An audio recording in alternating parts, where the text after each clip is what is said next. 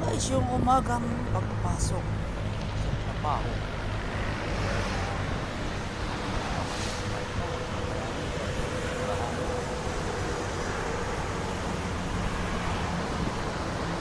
Pagkatapos ng amping pasok ako sa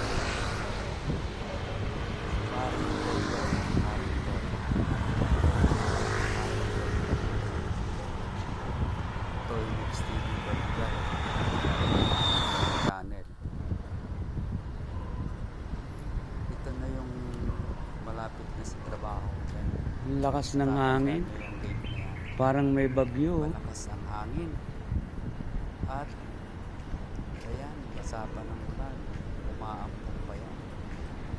Sino nakakaalam ng lugar na yan? Baha pa. Diba? May tubig pa yung daan. Ayan, syempre alam na kung saan yan. O diba? Syempre si Isa yan. Si Tropa, oh. Tropa, Kaya na, pauwi na si Tropa. ingat. Good afternoon sa inyong lahat. Wala po tayo sa bagyo ngayon. Wala din tayo sa ibang bansa. At wala din tayo sa Dakong Ibayo. Kundi nandito po tayo sa tulay ng Marikina. Walang iba. Ayan, papakita ko po sa inyo ang tubig ngayon. Medyo tumaas po ang tubig. Ayan, makikita nyo po ang tubig.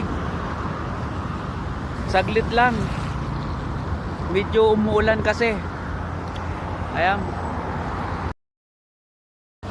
Ayan guys, sa kasalukuyan, ayan ang tubig dito sa ilog ng Marikina.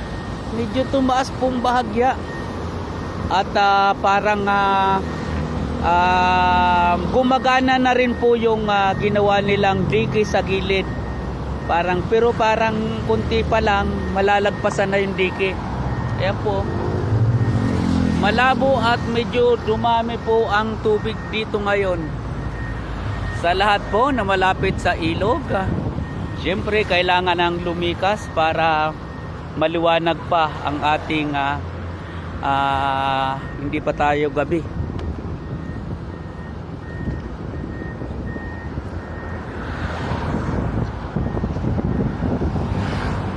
Ayan, mas mahirap kung gabi tayo lumikas. Kaya kailangan ngayon pa lang. Kasi patuloy pa rin yung ulan ngayon.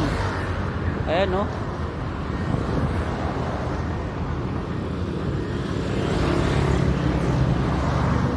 Ayan guys, ang tubig ngayon dito sa ilog ng Marikina. Ang inyong lingkod, Toy Mix TV Vlog, bye. Ayan guys, ang sitwasyon dito sa ilog ng Marikina. Medyo marami pong maagos na basura at medyo dumami na rin po ang tubig. Pinapayuhan po yung mga malapit sa ilog dahil patuloy pa rin tayong bumubuhos ang ulan sa ngayon. Hindi natin ipagsapalaran ang ating buhay. Kailangan na po tayong lumikas medyo malayo sa ilog para safety na po ang ating mga sarili. Inyong lingkod, Toy Mix TV Vlog. Walang ibang nagre-report sa inyo kundi ang inyong lingkod. Maraming salamat, magandang hapon. Ingat po tayo lahat.